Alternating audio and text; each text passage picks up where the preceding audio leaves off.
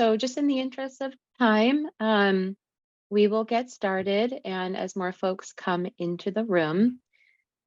So if you haven't already, please type your name, your organization, and the location you're joining from in the chat feature. This will help us understand who is in the room. And so good evening, everyone. Thank you again for joining us. This is the first of 2 information sessions for the Connect SoCal Sustainable Communities program, focused on civic engagement, equity, and environmental justice. So my name is Hannah Brunel. I'm a senior planner with SCAG, and I will be co-facilitating this evening's information session along with my colleague, Annalee Ekman.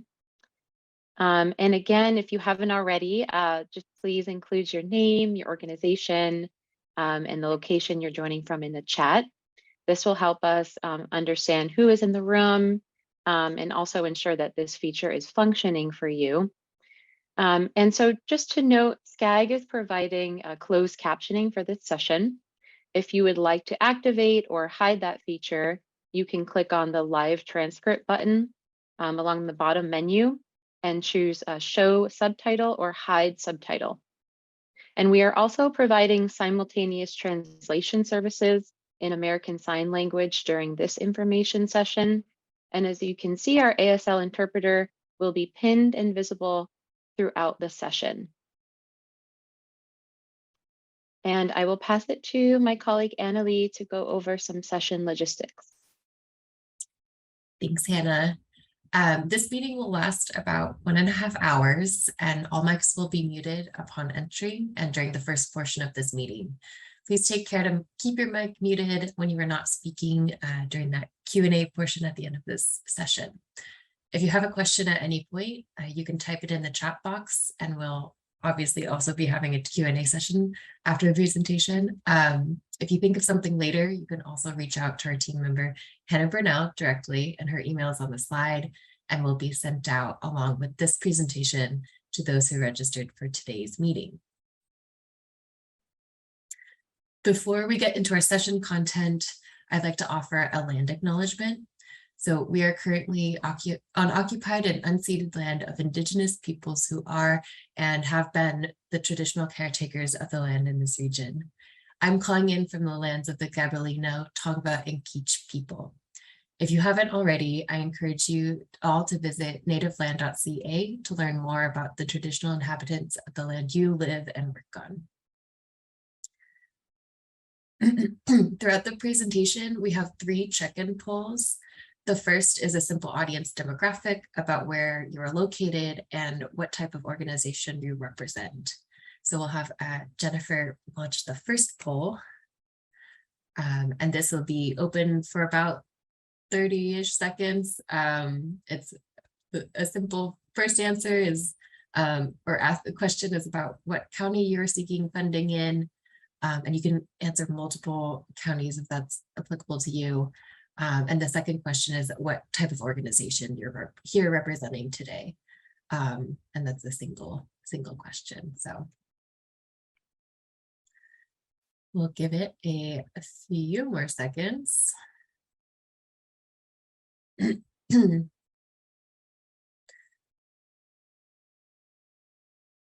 we'll go ahead and end the poll.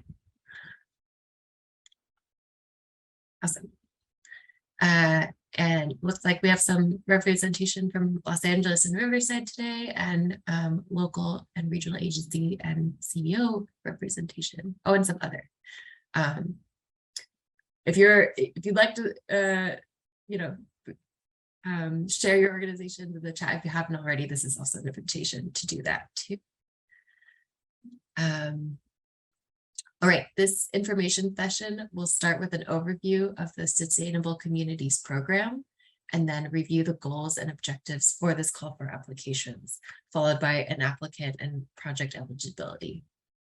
After that, we will get into the structure, process, and partnership opportunities, and finally, the proposed scoring criteria and timeline. We'll wrap up with a discussion and a Q&A session. By the end of the session, we hope that participants will understand, have a clearer understanding of the updates to the guidelines, understand project eligibility and partnership structure considerations, understand opportunities to provide feedback on the guidelines, and feel prepared to start identifying project types and co-applicants. So we'd love it to take an opportunity of being convened in this space to get to know who is here, what type of projects you're interested in pursuing for this call for applications, and what type of what relationships or connections might help you achieve those goals. So I will share my screen to do this quick demo. There we go. So as we go through the presentation and you learn more about this opportunity, I invite you to introduce yourselves on the Jamboard, linked in the chat and shown here on the screen. If you've attended a previous session on this program, this might look familiar to you, and we invite you to participate again. So in the Jamboard, you can add a sticky note by going to this fourth button down on the side over here where my cursor is. It says sticky note. That'll pop open a note, and we invite you to add your name, email address, organization or jurisdiction, county, the project type that you might be interested in, and the kind of partnership that you may be looking for.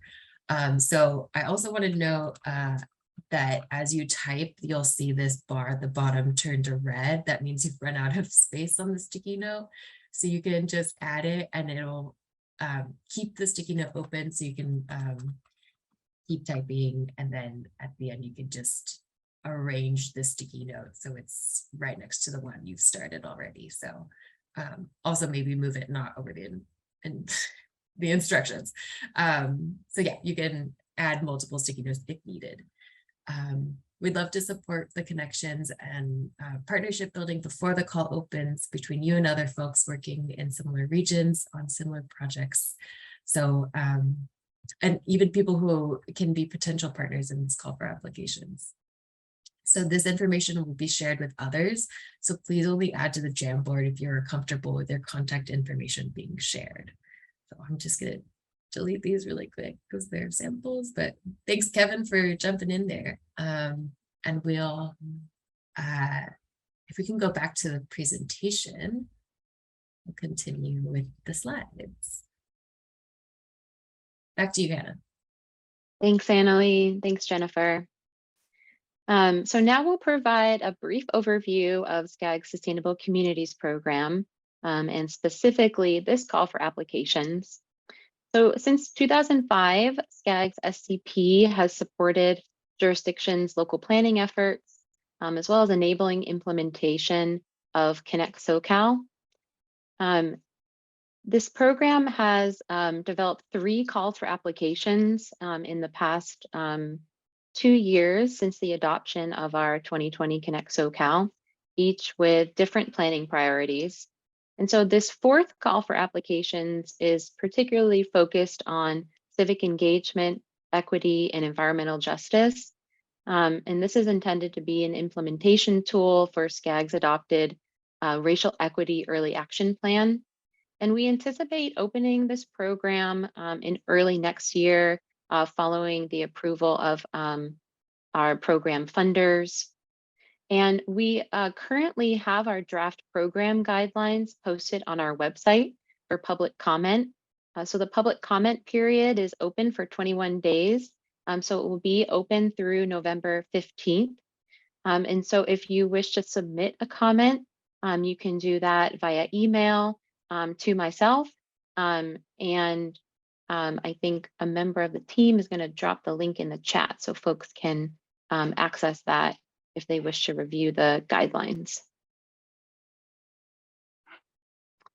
And so this program has a set of specific goals and objectives that guided the development of the program guidelines.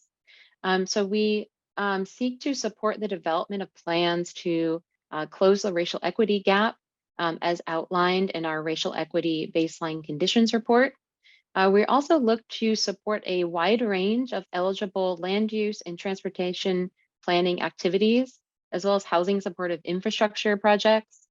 We also look to advance the goals in our racial equity early action plan, and doing this by prioritizing efforts that directly benefit communities of concern, SB 535 disadvantaged communities, and other priority populations. We also look to support and encourage equitable partnerships between community-based organizations and local agencies through our co-applicant partnership structure. And this program is funded through a mix of sources. It includes the Regional Early Action Planning Grants of 2021, or REAP 2.0, as well as Senate Bill 1 funds.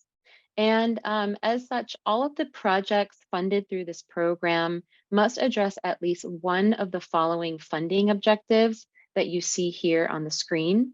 So these include affirmatively furthering fair housing, accelerating infill development, reducing vehicle miles traveled, reducing greenhouse gas emissions, and supporting implementation of our adopted Connect SoCal.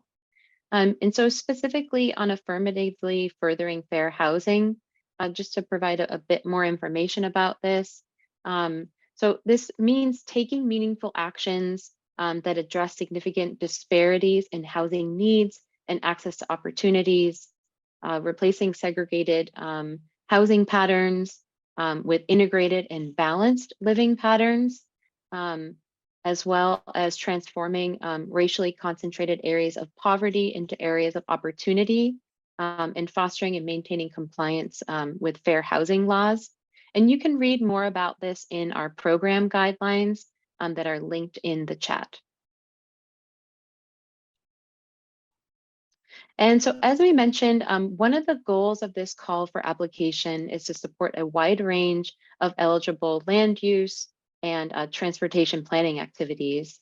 And so we've organized these into two broad project categories.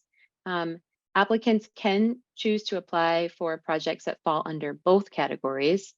And a note here that the examples listed under each categories, these are just example types of projects, and they're not exhaustive of what this call for applications could fund.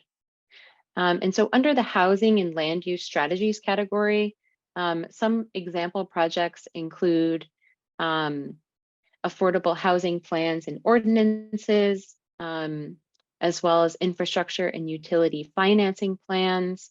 This could also include integrating infill housing into general plan updates, as well as supporting infill housing policies and initiatives, whether that be permit streamlining or other types of projects, as well as integrating environmental justice goals or policy into general plan updates.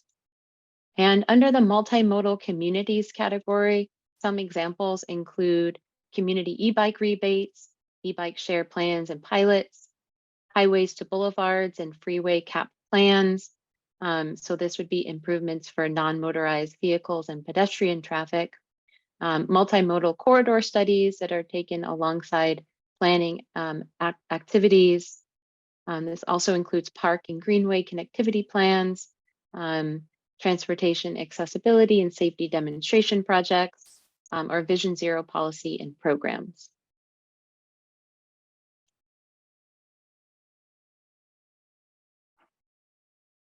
And so here on the slide, you can see, here we go. So here on the slide, you can see SCAG's proposed definition of infill areas. And so before we dive into this definition, we just want to share a few notes. So first is that this definition is not yet finalized. We are working with the state to develop a more broad and inclusive definition that is more relevant to our region. And secondly, this definition in particular for this program is relevant for projects that are focused on housing and land use strategies, since this call does include non-REAP funding sources. And so to explain a bit about this definition, it's really focused on, as I mentioned, on the REAP 2 program. So It includes areas that are unused or underutilized land within existing development patterns that are accessible to daily services via transit, walking, biking, and located in either a community or neighborhood center, a corridor with existing development patterns, or an area with transit supportive density, or an established community that consists of previously qualified urban uses and predominantly surrounded by parcels that are developed or have been previously developed with qualified urban uses. And so the current definition of infill is also included in our draft program guidelines, which are linked in the chat. And SCAG has also designed an eligibility screening survey. We will discuss more about this on our last slide, but this is the first step in the application process where we will ask about whether your project is located in an infill area, and depending on the type of project that you're applying for, whether or not this definition is relevant to your particular project. And if you need support in determining that throughout the application process, our staff will be available and here to support with that. So we're going to launch our second quick check-in poll related to what we just heard about the infill definition. So the first question, do you see your community fit in this definition of infill? And the second question, is it clear that you can still apply even if your project is not located in an infill area? And we'll give about 30 seconds for folks to respond to this.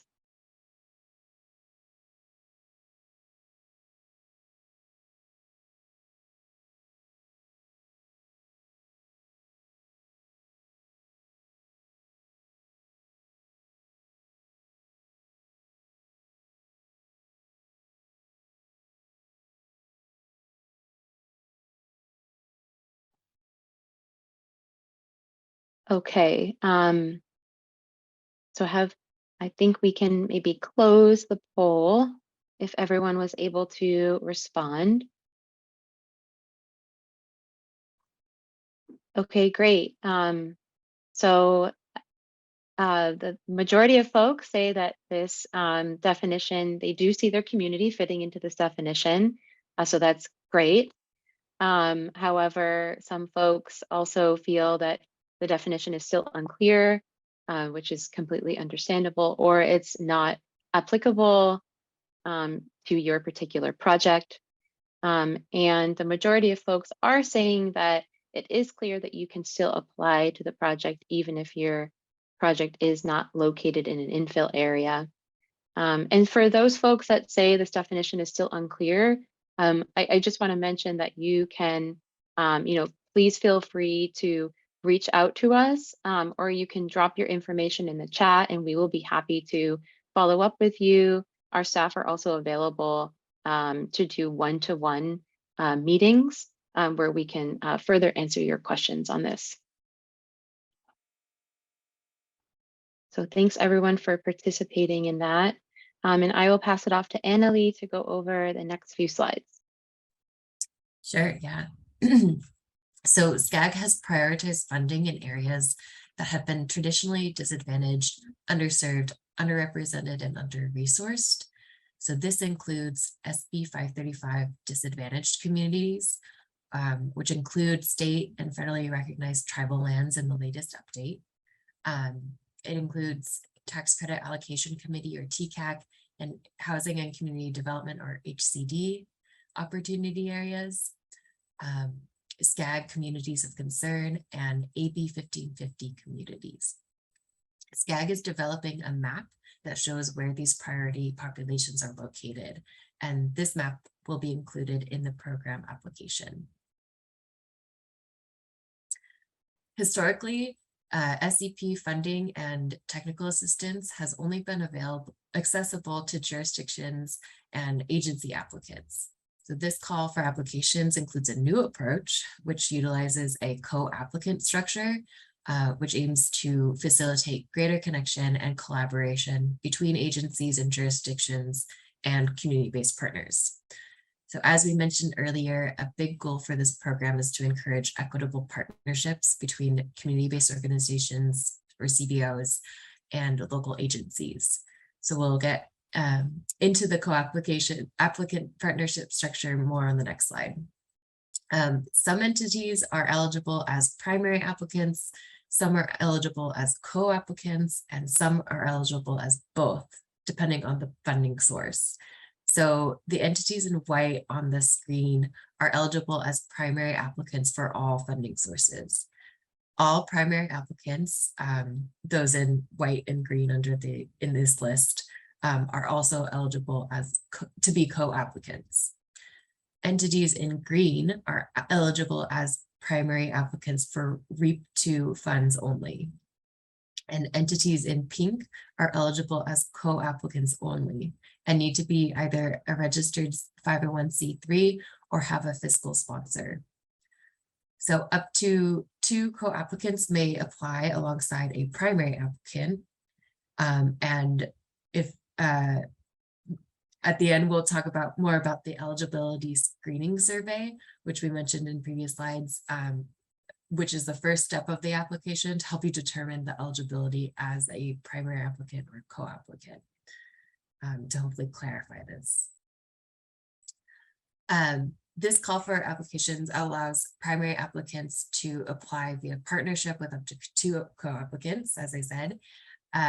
Under a primary and co-applicant partnership, co-applicants would be compensated to lead key elements of the project. In addition, a consultant team would be procured to perform identified work on behalf of the primary and co-applicant partnership. So if you already have a partnership in mind, you can mention that on the Jamboard that we shared earlier, if you would like to share that information. There are currently 4 areas of proposed scoring criteria, including project need and benefit to priority populations, project design and outcomes, local partnerships, and inclusive and equitable engagement. We also want to clarify that while one application is recommended, applicants may submit multiple applications. I'll hand it back to you, Hannah. Thanks, Annalie. And so this slide outlines the various steps of the application process. And so this call is planned to open early next year. And so to give you an idea of the steps, the first step is for applicants to fill out the eligibility screening survey. We've mentioned this on a few slides. So this is a very simple survey designed to help support applicants understand their eligibility either as a primary applicant or a co-applicant, as well as the eligibility of their proposed project. And if you have a partnership in place, the primary applicant should fill this out in coordination with their co-applicant. And the survey is only a few questions long, so hopefully it's pretty simple for folks. And so step 2 is for co-applicants to fill out the self-certification checklist.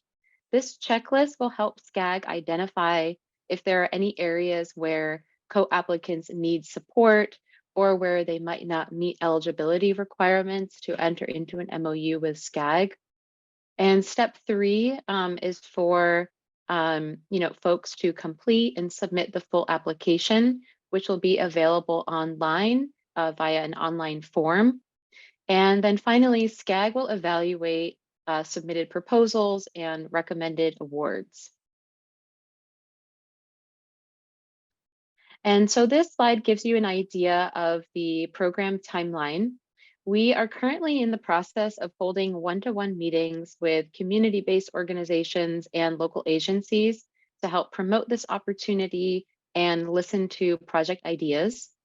Early next year, we will be seeking approval from SCAG's Regional Council to open the call and provide further guidance on the application process via some application webinars. And in spring of next year, we anticipate applications to be developed and submitted and for evaluation to occur. And we anticipate the projects to be recommended and awarded by next spring and early summer. And so we do have one final poll to check in with you all to see how you're feeling about applying to this program. So if we could please bring up the last poll. And so the first question, how likely are you to initiate an application in early 2023? And the second question is, I'm inclined to submit a proposal for the following project categories. And we'll give folks about 30 seconds to respond.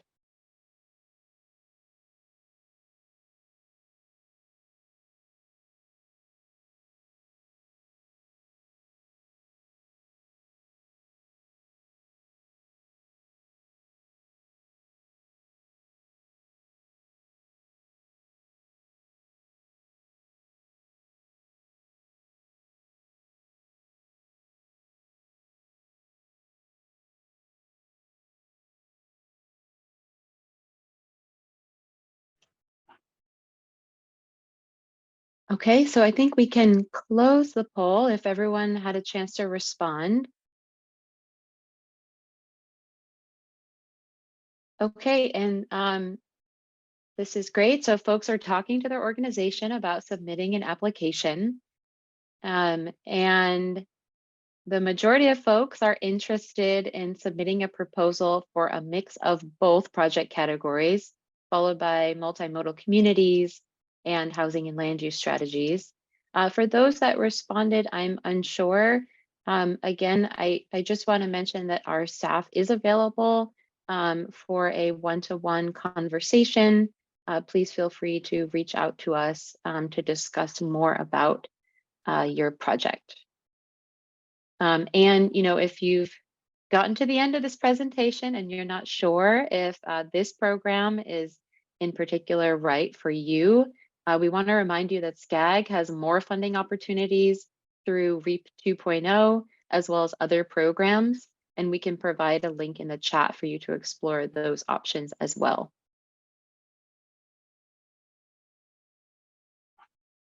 So now we do have some time for questions. We've provided some prompting questions on the screen or any other questions you might have. Feel free to raise your hand or type any questions into the chat. In particular, we are curious to know if you have a partnership in mind. How can SCAG support you? What might be some anticipated challenges and opportunities? And I do see one question from Caesar in the chat. The limit on the number of co-applicants will limit interdisciplinary projects, which require multiple types of expertise. Yeah, Caesar, I think that's a great comment. We are, so SCAG is looking for folks to apply with up to 2 co-applicants. We do recognize that, there might be more expertise where that's needed. There is a space on the application for folks to provide letters of support for projects. So you can identify additional project partners, but specifically for the co-applicants, we are unfortunately limiting that to 2. And I did want to mention that, as part of the technical assistance that SCAG provides, we will be hiring a consultant on behalf of the project, really to support managing the project, to support the local agency partner, as well as any co-applicant such as a CBO. So there will be that additional expertise that SCAG will procure on behalf of the partnership. So hopefully that is a helpful resource for folks. So Caesar, I'm curious if you, I would love to hear more about your question. If you wanted to come off mute and say anything in addition to your comment.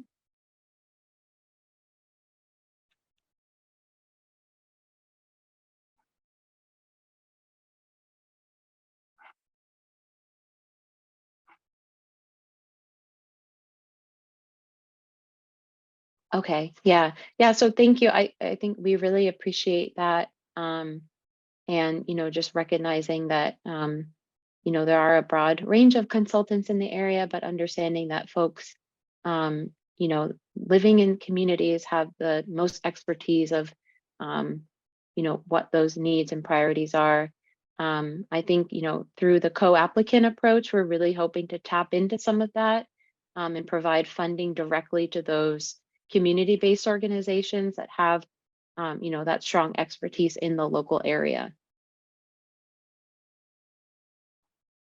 Okay, does anyone else have any questions, or would anyone like to come off mute to respond to um, maybe some of the questions we have here on the screen?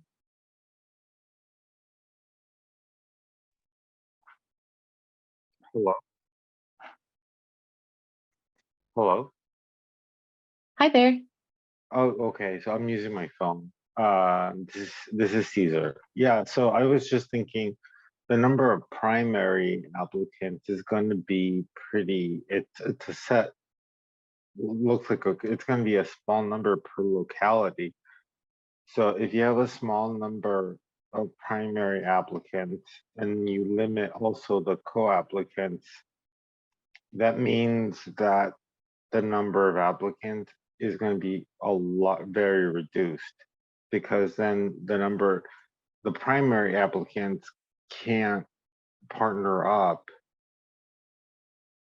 They're not going to want to do multiple applications with different co-applicants, so that they're just going to pick one or two, and then I mean basically if they decide to even go for the idea. And so I see that as a huge limiting factor. And I know for other types of programs, especially when they're looking for innovative solutions, yeah, oftentimes they do allow for sort of they call it a consortium. So they'll have like a lead applicant, and then you have a group of other applicants that also join. And so I think the idea of consultants is fantastic. And I think that's extremely helpful, especially for leveraging the resources that SCAG has, because SCAG's resources they're amazing. But I think definitely for some of the more local based stuff, um, especially when you're looking at housing, and that is just so community specific. And if you're trying to integrate that with, multimodalities and all these sorts of things, I can just definitely see the need to have, maybe 3 or 4 co-applicants. Um, and I think the fact that you guys are actually providing consultants even lends itself better, because the consultant can help coordinating the group and make use of all of the different co-applicants. I just think overall it's more inclusive, because again, if you're looking to places with diverse communities, you're basically only saying only 2 communities here can find a voice. And so I do think there is a potential, counter value to the whole equitable approach. And so I can definitely maybe I maybe one suggestion is to have a range of applicants, but to have prefer, a certain number. But I I wouldn't put a set solid rule on it, um, especially given that the infill, definition is also still being decided at the state level. So yeah, I think the limit, does potentially run up against the principle of equity, especially in very diverse communities, which is likely the case where you have an infill situation. Because infill, by definition, is referring to a lot of built out places, and if they're built out, it's because they're full. And so, especially also if you're trying to leverage housing, it's going to impact more than one community, no matter what. And so, you know, to be able to make everybody feel included, I think you're going to need to have some flexibility on that. That's pretty much my comment.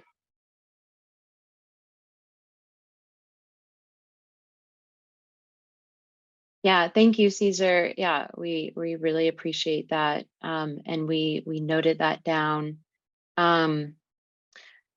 You know, I guess just to briefly respond, you know, I agree with your points. You know, we're really not looking to kind of limit this, and we are looking for innovative and, you know, transformative strategies to fund through this program.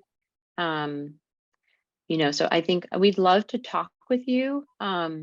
If you, you know, we're happy to reach out to you if you wanted to have a, you know, a one-to-one chat with some of our staff. We'd love to kind of dive into some of your comments a bit more. Really appreciate you bringing that up. Okay, yeah, I will definitely follow up. Thank you so much.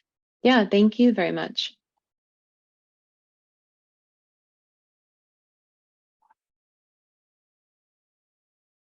Okay, do any other folks have comments or questions? We invite you to raise your hand, or you can feel free to come off mute as well.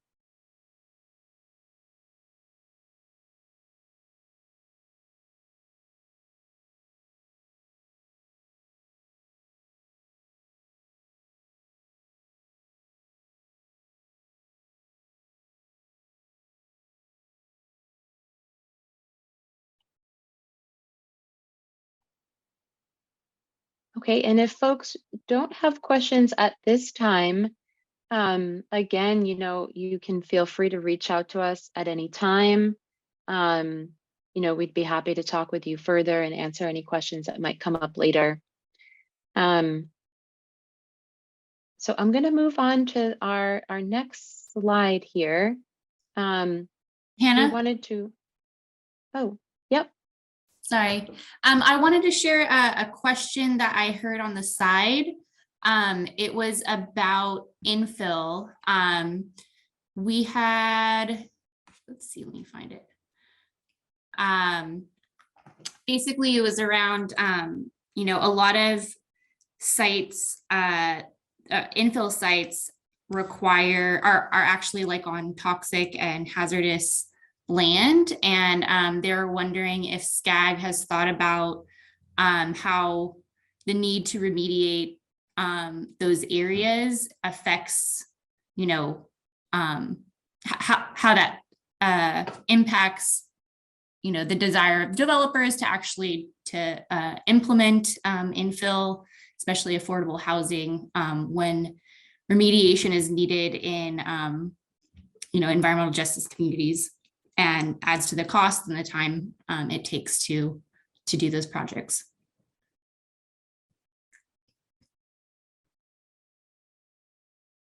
Thanks, Lindsay. Yeah, that's an important question. I'm not sure if we have Elizabeth on with us. I think I would love to hear her thoughts on this question. Hi, everyone. Can you all hear me okay? Yes. Okay. Hi, everyone. Good evening. My name is Elizabeth Carvajal. I'm a manager at SCAG. I manage our Housing and Economic Empowerment Department. And so if the intent and desire is to pursue programs around housing, understanding the issues that were raised, I think it would be critical for the interested party to highlight. I guess the question would be, is there a specific project that you all have in mind? Is there a site in which you're proposing affordable housing, or is it that you're looking to do land use planning, but you understand that part of the complexity and the challenge in advancing housing is that there is a level of remediation that would have to occur? And so I think this is one where it would be helpful to talk more offline to understand, like, has a phase one been prepared, or are you looking to just understand the level of environmental remediation that would be needed in order to really financially advance housing? And so I'm asking you more questions and giving you an answer, but I think it would be helpful perhaps to dive into this one a little more deeply to understand how, if you have a project in mind, and how that project aligns with the different funding sources. And so if we're talking about REAP, as was noted in the presentation, there would have to be a potential project in mind, and how would that project affirmatively further fair housing, advance infill, reduce VMT. And so I think part of what we would need to understand a little bit more is, are you seeking to address the issue so that you can explore housing development, or is there a particular project in mind and you understand that that's a potential issue and you want to propose that as part of a project? And so as Hannah noted earlier, and I'm saying here, happy to talk more offline to understand the specific potential project and what you're thinking about applying for and how it could potentially align with the different funding sources. So hopefully that provides a little bit more guidance, and again, happy to talk offline.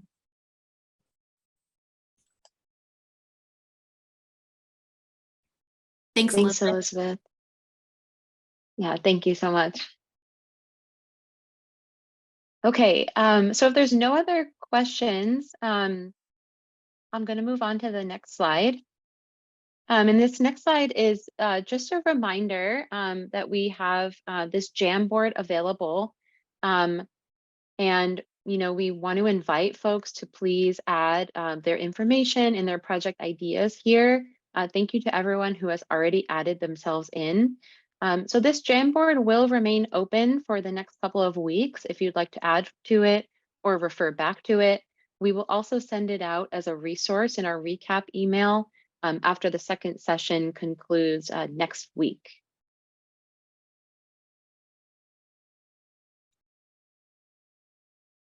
And so thank you again for participating in today's information sessions to learn more about this upcoming opportunity.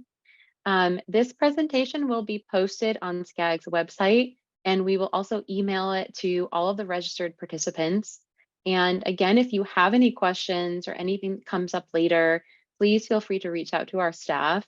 Our contact is in the chat, and it will also be provided in the post-session email. And so thank you so much again, and enjoy your evening, and we hope everyone stays healthy. Thank you all.